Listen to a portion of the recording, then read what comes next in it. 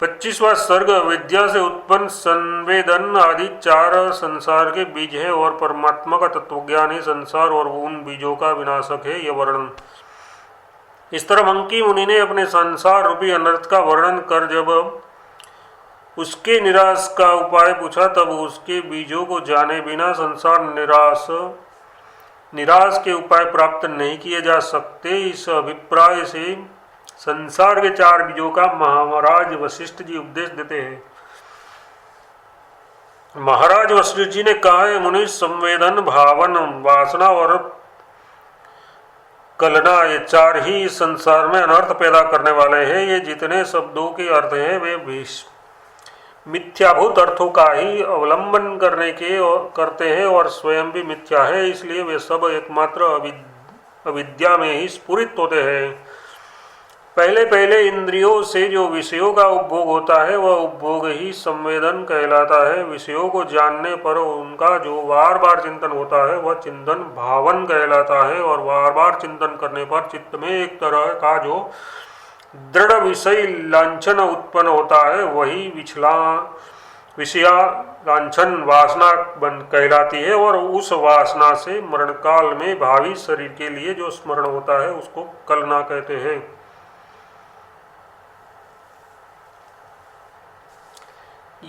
जो ये 4 संसार के बीज है उनमें आदि के 2 तो अत्यंत अनर्थ रूपी है और अंत के 2 उनके पीछे पीछे चलने के कारण अनर्थ रूपी है। ये कहते हैं, मुनिवर वेदन और भावन, ये 2 तो समस्त दोषों के आश्रय है, यानी अत्यंत ही अनर्थ रूप है। तथापि भावन में तो उस प्रकार सब आपत्तियां विद्यमान रहती है जैसे जिस प्रकार पुष्प पल्लव आदि से समृद्ध लताएं मधुमास के लतारस में विद्यमान रहती है।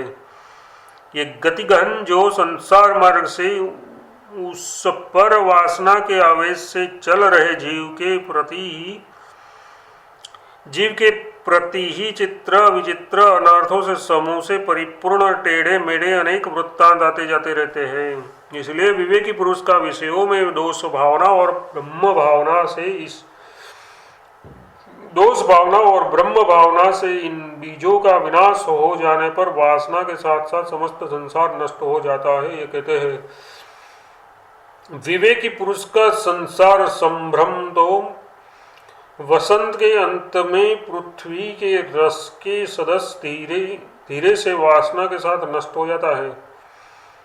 वासना ही आगे का संसार भी बनाती है। कहते हैं, जिस प्रकार वसंत ऋतु की रस लेखना वन में फैलने वाली कदली का विस्तार करती है, उसी प्रकार इस संसार रूपी कंटक पूर्ण गुल्म का वासना ही विस्तार करती है। जैसे पृथ्वी में मधुमास का रस वन बनकर स्थिर रहता है, वैसे ही चित्ती में अज्ञानाश्रय जीव चैतन्य में वासना रूपी रस संसार रूपी अंधकार बनकर उदित होता है। परमार्थ वस्तु का अपलाप करने वाले अज्ञान को बतलाने के लिए पहले परमार्थ वस्तु का कथन करते हैं। द्वैत रहित निर्मल चैतन्य मात्र वस्तु को छोड़कर दूसरा कुछ भी पदार्थ जगत में नहीं है, क्योंकि चैतन्य की सत्ता और चैतन्य प्रकाश, इन दोनों से ही जगत की सत्ता और जगत का प्रकाश होता है। ये सर्वानुभव सिद्ध बात है। जैसे आकाश शून्य रूपता को छोड़कर दूसरी कोई वस्तु प्रसिद्ध नहीं है, वैसे ही असीम आत्मा में स्वतः सत्ता स्फूर्ति को छोड़कर दूसरी कोई चीज प्रसिद्ध नहीं है। इस तरह चारों ओर निरंतर प्रकाशित हो रहा चिन्मात्र रूप वेदनात्मा देह इंद्रिय आदि से भिन्न नहीं है। इस प्रकार उसकी सत्ता का भान न कराने वाले अनादि जो प्रतिभा रूपी भ्रांति है, वह भ्रांति ही आवरण शक्ति की प्राधानता से अविद्या, विक्षेप शक्ति की प्राधानता से ब्रह्म और फल रूप से वस्तुतः संसार रूपी हुई है।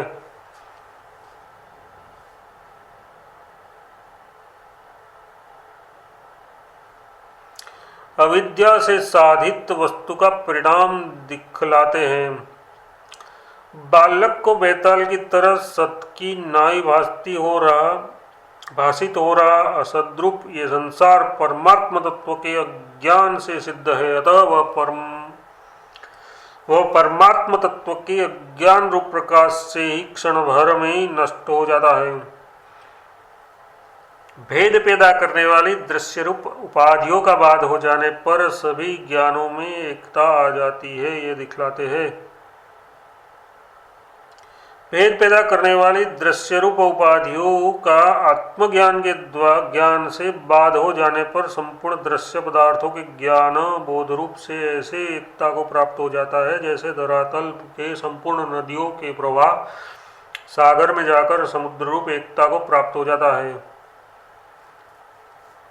चिन्मात्रदा किंचित विदते, ये जो कहा है कि इसका दृष्टांतों से उपादान करते हैं। विषय भी चित्ती से शून्य उपलब्ध नहीं हो सकते।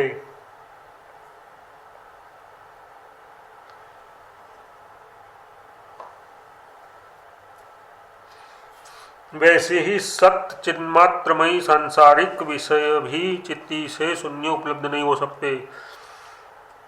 विचार करने पर चिन्मय रूप से स्फुरित हो रहे पदार्थों की चिद्देक रसता ही अंत में चलकर प्राप्त हो जाती है। इस आश्रय से कहते हैं जो वस्तु तत्व ज्ञान से ज्ञात होती है वह ज्ञान स्वरूप ही कही जाती है, क्योंकि विरुद्ध रूप होने से ज्ञान का अभाव ज्ञान रूप से नहीं जाना जाता। इसलिए ज्ञेय और ज्ञान ये दोनों एक रूप है।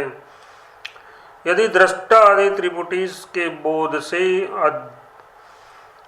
अध्यासिक भेद कोई कहे तो उसके मिथ्याभूत होने से एकमात्र अधिष्ठान ज्ञानेकरसता ही उसमें सिद्ध हो सकती है। इस आश्रय से कहते हैं दृष्टा, दृश्य और दर्शन इन तीनों में प्रत्येक में एकमात्र बोध मतलब ज्ञान ही सार है, इसलिए उससे अन्य आकाश में फूल की नाई कुछ भी नहीं है। जो एक जाति के पदार्थ है वे ही एक दूसरे में मिल जाने पर एक रूप हो जाते हैं। ये बात जल के साथ जल के मिल जाने पर देखी गई है। इस स्थिति में जगदनुभूत रूप है और सभी अनुभव जब एक रूप है तब तो अंत में चैतन्य की एकता ही सिद्ध हुई, ये कहते हैं। जल आदि एक जाति के पदार्थ अपनी जाति के दूसरे जल आदि के साथ मिल जाने पर एकता को प्राप्त करते हैं, वह बात सिद्ध है। इसलिए अनुभव भी परस्पर मिल जाने से एक रूप हो जा सकते हैं। अतः चिदित्व निश्चित सिद्ध है। काष्ठ आदि दृश्य पदार्थों का स्फुरण के साथ अभेद न मानने पर खरगोश के सिंह के समान उनका अत्यंत असत्य ही हो जाएगा, ये कहते हैं। यदि लकड़ी पदार्थ आदि को बोधरूप न माना जाए तो उनका खरगोश के सिंह के सदस्य कभी ज्ञान ही नहीं हो सकेगा। अपने सिद्धांत में तो दोष नहीं है, ये कहते हैं। यद्यपि अपने सिद्धांत से ये दृष्ट प्रपंच एकमात्र बोधरूप अतः एवं बोध से अनन्य ही सिद्ध है, तथापि अज्ञान के कारण अन्य के सदस्य होकर बोध से प्रकाशित होता है। ऐसी स्थिति में जगत बोध रूप ही है। बोधानतिरिक्त बोध रूप प्रकाश वाला होने से जो जिससे अभिन्न प्रकाश वाला होता है वह तद्रूप ही होता है। जैसे वायु का स्पंदन वायु रूप होता है, ये अनुमान फलित हुआ, ये कहते हैं। जैसे वायु स्पंदन रूप है और समुद्र जल रूप है, वैसे ही समस्त जगत में स्थित ये समस्त विस्तृत दृश्य भी बोध रूप ही है। यदि ये शंका हो कि क्रिया और क्रियावान एवं अवयव और अवयवी इन दोनों का तो समयव संबंध से केवल सम्मेलन ही मात्र होता है, न कि उनकी आत्यंतिक एकता होती है, तो इसका समाधान यह है कि लाख और लकड़ी का बाहर से मिश्रण करने पर भी भेद के अनुभव में मिश्रित दिखाई नहीं देता और इस स्थल में मिश्रित दिखाई पड़ता है। इसलिए दोनों में विषमता है और समवाय सिद्ध भी नहीं है। इस आशय से कहते हैं इन लाख लकड़ी आदि के परस्पर मिश्रित हो जाने पर भी जैसे भेद का अनुभव होने के कारण उनकी एकता नहीं है, वैसे यहाँ पर नहीं है, क्योंकि इनमें परस्पर ऐक्य रूप मिश्रित दिखाई देने से इनमें ऐक्य ही मानना चाहिए। दूध और जल की नाई अनन्य एक रूप बन जाना ही एकता है। दृष्टा और दृश्य पदार्थों का भी अनन्य ज्ञान रूप ऐक्य विद्यमान है ही। लाख और काठ की नाई अनन्य संयोग मात्र नहीं है। उपयुक्त युक्तियों से जब ये सिद्ध हो चुका कि सब दृश्य चिन्मात्र स्वरूप है और तत्पदार्थ चित्ती अपरिच्छिन्न मतलब व्यापक होने के कारण नित्य मुक्त है, तब तम पदार्थ की अहम रूप से परिच्छिन्न बुद्धि ही संसार की कारण और परिच्छिन्न बुद्धि का परित्याग मुक्ति का कारण फलित हो जाता है। ये कहते हैं भद्र अहम बुद्धि ही बंधन रूप संसार को पैदा करती है और अहम बुद्धि का अभाव मुक्ति को पैदा करता है। जब इतने बंधन को अपने अधीन रख सकते हैं तब भला आसक्ति ही किस बात की। इसी विषय का उपादान करते हैं। एक चंद्रमा में दो चंद्रमा की बुद्धि या मृग तृष्णा में जल बुद्धि के समान ये असत अहंकार क्या उत्पन्न हुआ है, उत्पन्न हुआ ही नहीं है। अहमता त्याग होने पर ममता स्वयं ही त्याज्य हो जाती है। ये कहते हैं ये मेरा है, ये ममता ही बंधन प्रदान करती है और मैं नहीं हूँ, ये ममता का अभाव मुक्ति प्रदान करता है। जब इतनी वस्तु अपने अधीन हो जाए तब अज्ञान ही कहाँ है। असल में असत्य अहंकार अंदर बैठकर सत्य आत्मा को वैसे नहीं ढक सकता जैसे कि भीतर बैठकर बैर कुंड को ढक सकता है, या वैसे न परिच्छिन्न बना सकता है जैसे कि घड़ा आकाश को परिच्छिन्न बना सकता है। घड़ा आकाश को परिच्छिन्न बना सकता है, इसे कहते हैं जो कुंडबद्ध न्याय है, यानी जैसे कुंडे मतलब प्याले की और बैर की स्थिति है, या जैसी घट और आकाश की स्थिति है।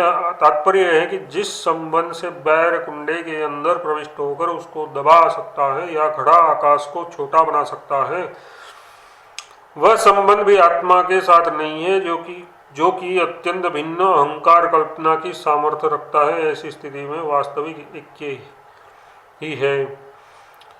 वह ऐक्य अनन्य वेदन रूप है, यानी चंद्र में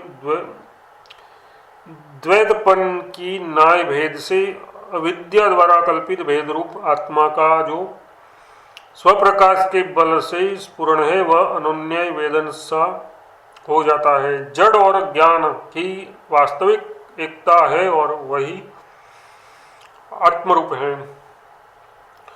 यो जो जैमिनी लंबी लोग मानते हैं उनके मत में भी ये वह ऐक्य जड़ वस्तुगत जड़ और ज्ञानगत अजड़ होगा। यो किसी एक रूप को वह कभी छोड़ ही नहीं सकता। ऐसी स्थिति में जड़ अंश में उसका स्फुरण न होते हुए भी चिदंश में स्फुरित हो रहा वह अनन्य वेदन रूप निर्विषय ऐक्य आ ही जाता है। क्यों किसी एक रूप को नहीं छोड़ता, इस पर कहते हैं जो अजड़ वस्तु है वह जड़ता कभी धारण नहीं कर सकती, क्योंकि धर्म स्वभाव कभी भी छूटने वाले होते नहीं। जो आत्मतत्व अजड़ है उसे आपने जड़ रूप आसांतर से देखा, पर वह तो कोई दूसरी ही चीज है, उसकी अजड़ के साथ एकता है ही नहीं। ऐसी स्थिति में जड़ और बोध की एकता कैसे हो सकती है। जब ऐसी स्थिति है तब आत्मवादी लोग एक दूसरे के विरुद्ध तरह तरह के आत्मा के स्वरूप को क्यों मानते हैं। इस पर कहते हैं सैकड़ों कुत्सित विकारों से वासनाओं से तथा अभिमानों से भरे लोग बाह्य दृष्टियों से ही आत्मतत्व की समीक्षा करते करते ऐसे नीचे से नीचे की ओर दौड़ते हुए जाते हैं जैसे पर्वत से च्युत हुई पाषाण शिला नीचे से नीचे की ओर दौड़ती हुई जाती है। इसलिए स्व स्व वासना रूपी वायुओं द्वारा इधर उधर उड़ाए गए उपनिषद दृष्टि से च्युत पुरुष रूपी तिनकों के ऊपर से तिनकों के ऊपर वे सब दुख गिरते हैं जो कि लोक में तथा शास्त्रों में वर्णित है। कितने गिरते हैं इस विषय में कोई कह नहीं सकता। उसी का वर्णन करते हुए उपसंहार करते हैं। अपनी वासना और अपने अपने अभिमान के अनुसार राग आदि रसों से रंगे गए लोग करतल से ताड़ित गेंद के सतत इधर उधर खूब घूम फिरकर नरकों में गिरते हैं। वहाँ वह दीर्घ काल तक तरह तरह की यातनाओं के क्लेशों से सब ओर से जर्जरित होकर कालांतर में स्थावर कृमि कीट आदि जन्म लेकर अन्य से हो जाते हैं। फिर मनुष्य जन्म उनके लिए दुर्लभ ही बना रहता है। 25वां सर्ग समाप्त।